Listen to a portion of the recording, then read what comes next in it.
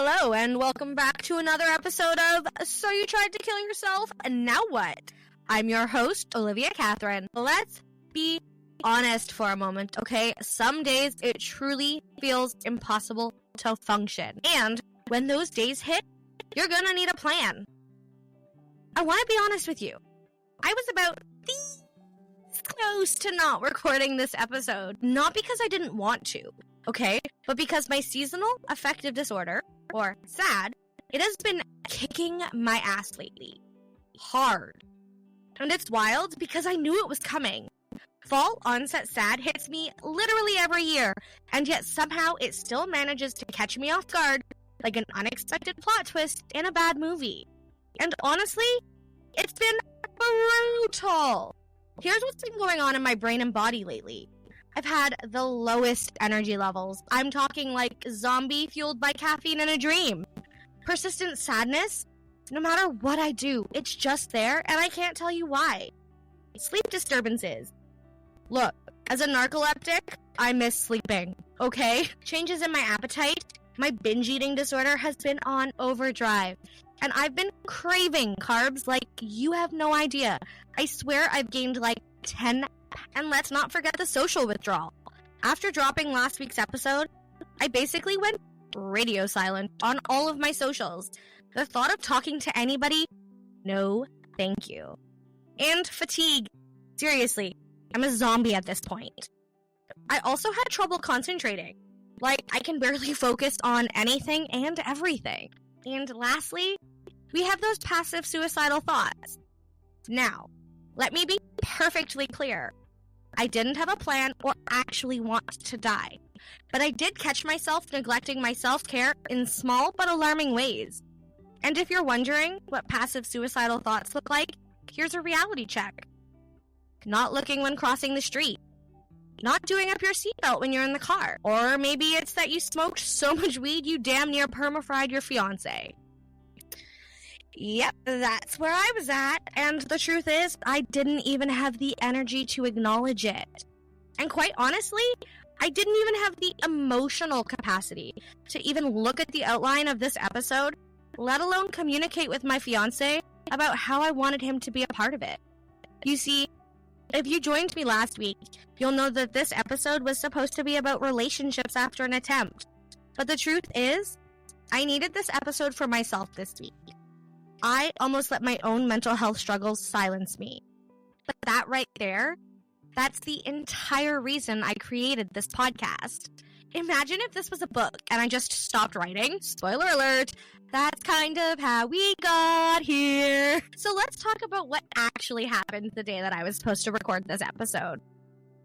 I'm going to set the scene for you, okay? I live in a one-bedroom basement apartment in Toronto. Like, you walk in, you see my kitchen, then my bathroom, you see my living room, you see all but my bedroom when you walk in, okay? Like, tiny. And I'm going to be honest with you. Monday morning, I looked around my apartment, and it was in shambles. Like, full-blown, why does it look like a tornado ripped through here? Disaster mode. And you know the thing about physical clutter? It actually feeds the mental clutter. So instead of recording, I obsessively manic cleaned my entire apartment because the mess was just so overwhelming that I literally couldn't function. And by the time I was done, I was so exhausted, I just couldn't. So yeah, that's why this episode is late. And honestly, I do feel a little guilty about it. But at the same time, I don't. Because this is the reality of bad mental health days. Not every day is a push-through day, and that's okay. If I had forced myself to record when I was drowning in exhaustion and brain fog, this episode wouldn't be what I want it to be for you. And I refuse to put that negative energy out into the world. But here's the thing. I also felt like a fraud. How could I sit here and talk about mental health when I was feeling this low? And that's exactly why we need to talk about this. Because bad days still happen. Because mental health just doesn't disappear because you're doing better. Some days, everything feels wrong. Some days, absolutely nothing feels like it's going right. And you know what? That doesn't mean you're broken. It means you're human. And being human means you feel the full range of emotions. even the sucky ones. If you're listening to this right now and you're nodding along thinking, yeah, I've been struggling too, I want you to know this. I see you, babe. You are not alone. I also just wanted to say thank you to every single person who reached out after I posted about this episode being delayed. Your words mean everything to me. I have so much love for you. And if you're not part of the Rewrite Collective yet, that space exists for ongoing support. We're in this together. Before we dive in, let me just remind you, I am not a licensed mental health professional. I'm not here to diagnose, treat, or cure anything. I am literally just a girl going through the motions and taking you along for the ride. But if you're struggling, I urge you to please reach out for help. You can call or text 988. That is the suicide crisis helpline that's actually available in both Canada and the USA. So again, that's 988, and they're available 24/7. You don't have to go through this alone. So let's talk about survival kits. I'm not talking about the ones with flashlights and first aid kits, but the ones that help you mentally survive the hard days. We can't stop bad days from happening, but we can be prepared for them. Let's talk about what goes into your mental health survival kit, shall we? But first, let's be real. Some days feel absolutely impossible. You wake up already exhausted.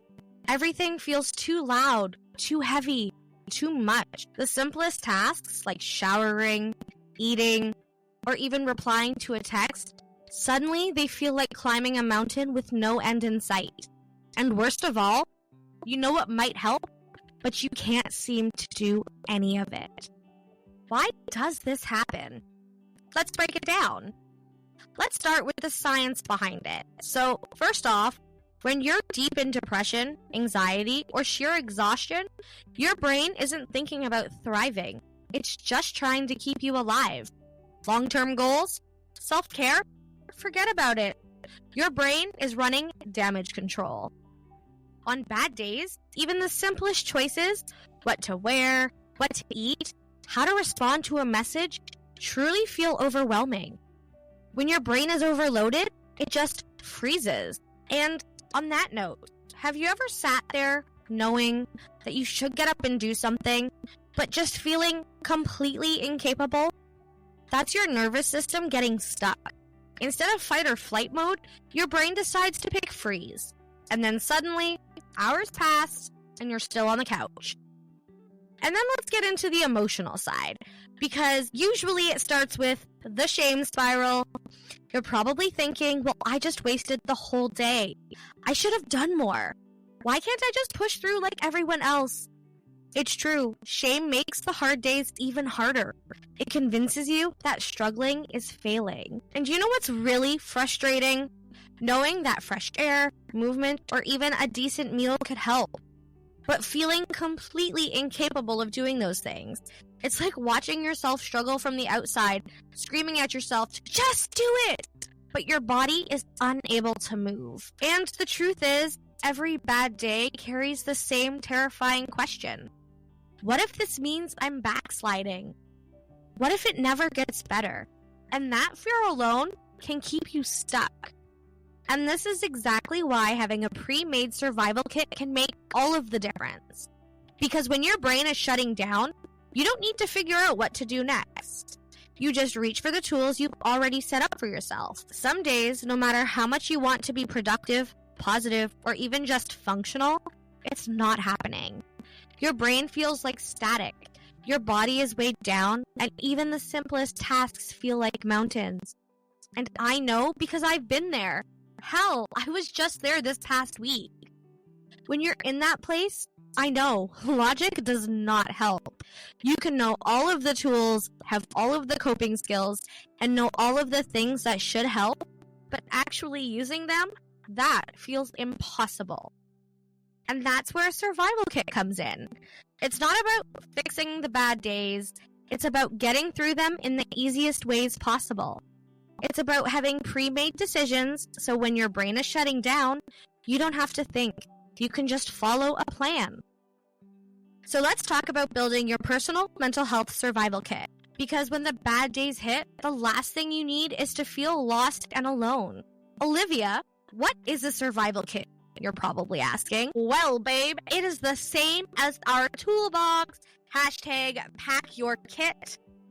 Okay, I lied. Almost. They're almost the same.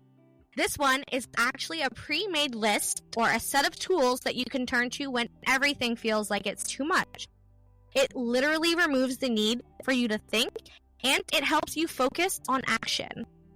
Remember, this isn't about fixing a bad day. It's about surviving it with as much ease as possible. This survival kit is literally just that, a survival tool, a lifeline, a safety net for the days when everything feels heavy and impossible. And let's be real, surviving may feel like the bare minimum, but if that's all you can give yourself that day, then you gave yourself 100%. I don't know who needs to hear this, but you have now survived 100% of your bad days. You know what? I'm going to say that again, louder for the people in the back and louder for those who weren't listening, okay? You have now survived 100% of your bad days. So let's make surviving those days easier, okay? By breaking them down into easy, actionable steps. I want you to think of this as the 4 pillars of your personal mental health first aid kit. So, first off, remember, your body and mind are connected. If your body is struggling, your mental state will follow. So let's start there. Every survival kit needs hydration and simple nutrition, because on the bad days, complex meals are out the window. For me, it's usually water mixed with something, whether it be my electrolytes, my favorite nootropic, or even my greens. And then for food, honestly, I tend to order in. And that's okay, because the goal is about fueling your body, not about perfection. And then in your survival kit, we have our comfort items. I'm talking about the soft blankets and the comfy clothes. Here, pants are optional. Bras? Hell no. Truthfully, I embraced my inner Adam Sandler. I rock an oversized hoodie and baggy sweatpants all the time. You can't see me right now, but as I'm recording this, I'm literally wearing like baggy Adam Sandler type shorts. I did have a baggy t-shirt on earlier, okay? Like, I am fully embracing that. It is comfy. Comfort over fashion. And I have a faux fur blanket. It's my emotional support blankie. And you know what? I have no shame in admitting that. Next, in your survival kit, you need a go-to movement. Even if it's just stretching in bed. If I have the energy, you bet your ass I'm out walking. But if I have zero energy, bed stretches. Okay? I saw this reel, and it was about depression stretches you could do in bed. If I can find it again, I'll share it in the Rewrite Collective. But it absolutely changed the way my brain thought about stretching and moving while I'm not feeling up to par. And on that note, can anybody please teach me how to get into yoga? I want to learn. When your mind is spiraling, the truth is, if you give it something else to focus on, it makes the world of a difference. One of those things for me is music and having pre-made playlists. Music can completely change your entire mental state. But what you need changes day to day. So for example, some days I need lo-fi to calm my nervous system. Other days, it's techno and house music to keep me from drowning in my thoughts. And on the days I need to scream cry, you bet Evanescence and Linkin Park are on full blast. Another good thing you can have in your survival kit are affirmations that don't feel forced. Because, let's be honest, fake positivity is annoying AF. Here are 5 simple affirmations that have actually helped me. I don't have to have everything figured out right now. Surviving today is more than enough. I am allowed to take up space even when I'm struggling. My hard days do not erase my progress. Future me will be so proud that I kept going. And on that note, I have a mindset hack for you. What would future be? And on that note, I have a mindset hack for you. What would future me be proud of? And on that, A mindset hack for you. Ask yourself, what would future me be proud I did today? Truthfully, sometimes the only motivation I can find is thinking about how future me will be proud. Whether it's finally taking that shower, or brushing my teeth after 3 days, or just getting this episode out. Remember, small steps count. If I'm being honest with you, sometimes the hardest part really is pulling yourself out of the emotional spiral. These are some tools that will help ground you. First, I'm going to bring it back to my favorite exercise, literally of all time, 5, 4, 3, 2, 1 grounding exercise. I would like to walk you through it so you can actually use it, okay? So I would like you to get comfortable, look around your room right now, and identify 5 things that you can see, whether it be the texture of your blanket, your pet, or a book cover. And then I want you to identify 4 things that you can feel, such as your feet on the floor or your shirt against your skin. And then identify 3 things that you can hear, whether it be the sound of my voice, a ticking clock, or just white noise. And then identify 2 things that you could smell, whether it be the coffee on your breath that you're drinking, the lotion on your hands, or even go outside and get some fresh air. And lastly, identify 1 thing that you can taste. It could be anything: toothpaste, gum, tea, your coffee, your tongue. Just taste something. Another great tool is to have a box with letters, photos, or memories that remind you why to keep going. For me, I have pictures of my little sister, the one I was basically a sister mom to, and my Grammy, who was the first person who ever told me that she'd be heartbroken if I was gone. I keep those photos on my desk where I see them every day. And lastly, there's always journaling prompts for bad days. Personally, however, I always seem to come back to gratitude. When everything feels awful, sometimes you just need to force yourself to remember the good. Even if it's just, I'm grateful for this blanket. I'm grateful for my cat. I'm grateful for making it through the day. You don't have to do this alone, even when your brain tells you that you do. That's why it's important to also have a low-pressure friend or a support system, because it's important to have someone who just gets it. For me, that's my friend Crumple Stump. That's her nickname for confidentiality. And of course, my fiancé. They don't expect me to be anything other than myself. You can also join a group or an online community for support. For me, it's been the community that I've built on Instagram and through my mental wellness business. Even if I don't feel like talking, just being in that space helps. And remember, reaching out doesn't mean venting. Sometimes talking about what's wrong actually keeps your brain focused on what's wrong. Do you remember the reticular activating system we talked about, or RAS rather, the one in your brain? That will literally keep showing you more of what you focus on. So if you keep focusing on what's wrong, that's all you're going to see. So sometimes, instead of venting, I'll just send a hey text and talk about literally anything else. But remember, this kit is only helpful if you actually use it when you need it. If you're like me and you're a put things in way kind of person, write it down somewhere accessible. Make this plan easy to follow and easy to find. Maybe it's affirmations on your mirror. Maybe it's a basket of your survival items in one spot. Maybe it's a shortcut to your playlist. But whatever it is, make it frictionless so that you actually use it. Keep it simple. No pressure, no expectations. Just tools you can grab when you need them. One small step is enough. Even just drinking water counts. Even just putting on clean clothes counts. Even just breathing counts. Your survival kit isn't a magic cure, but it's a lifeline. It's a reminder that even on the hardest days, you have options. If there's one thing I want you to take away from today's episode, it's this.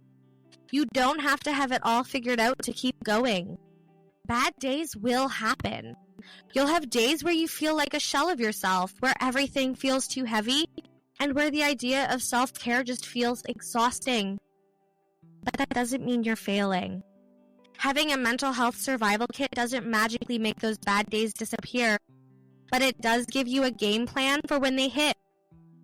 It's about having something to reach for even when everything in you wants to shut down. So here's your challenge for today. What is one thing you can add to your survival kit today? Start small. It doesn't have to be a huge life-changing habit. One simple thing that brings comfort, grounding, or a little bit of relief is all you need. But whatever you choose, make it easy, accessible, and judgment-free. And remember, bad days don't mean that you're failing. They're a part of healing. Having a survival kit doesn't mean you'll never struggle again. It means that when you do, you'll have tools to help you navigate through it. You're not alone in this, and I promise better days are ahead. We have covered so much today. We talked about why bad days feel impossible. We talked about how our bodies and brains respond to them. And we talked about why having a survival kit is game-changing for getting through. We broke down the physical, mental, emotional, and connection-based tools that can help you when everything feels like it's too much. And most importantly, we reminded ourselves that bad days don't mean we're failing. They're a part of our journey. Before we go, I have something huge I want to share with you. We hit 100 streams on Spotify. Yes, I just got the official Spotify notification, and I may have screamed a little bit. 100 plus people have tuned into this podcast. Holy shit. That means over 100 people are choosing to be a part of this conversation, choosing to break the silence, and choosing to rewrite the narrative around mental health and survival. And that is everything. Thank you from the bottom of my heart for showing up, for listening, and for making this space what it is. Before we wrap up today, I would like to take a deep breath with you, and I'd like to ground ourselves in this reminder. Even on my hardest days, I am worthy of care and compassion. Now, say it with me. Even on my hardest days, I am worthy of care and compassion. One more time! Even on my hardest days, I am worthy of care and compassion. Let that sink in. Let it be a truth that you carry with you, because you are worthy. So let's keep this conversation going. If you haven't yet, join the Rewrite Collective and share what's in your survival kit. I'd love to hear. Don't forget, you can also take part in the Pack Your Kit Challenge by posting your toolkit, because when we share, we remind others that they're not alone. Next week, we're finally going to dive into something I know many of you have been waiting for: navigating relationships after a suicide attempt. How do you rebuild trust with yourself and others? How does surviving impact the way we connect? And what does healing look like in relationships? Romantic, platonic, and beyond. And the best part is I won't be doing this next episode alone. My fiance will be joining me for a raw, honest conversation you won't want to miss. One more thing before we go. I just wanted to give you a quick update on the future of So You Tried to Kill Yourself, Now What? To preserve my energy and to keep this podcast the absolute best it can be, I'm shifting to bi-weekly episodes. This will allow me to bring you deeper, more impactful conversations without burning myself out. New full episodes will still drop on Tuesdays, just every other week. And if I have the energy and spoons, I may drop bonus episodes in between. Thank you for your understanding and for being a part of this journey with me. Your support means everything. So until then, take care of yourself, babe. Pack your kit, and remember, you've survived 100% of your bad days so far, and you'll survive this one too. I love you, and you matter, my friend.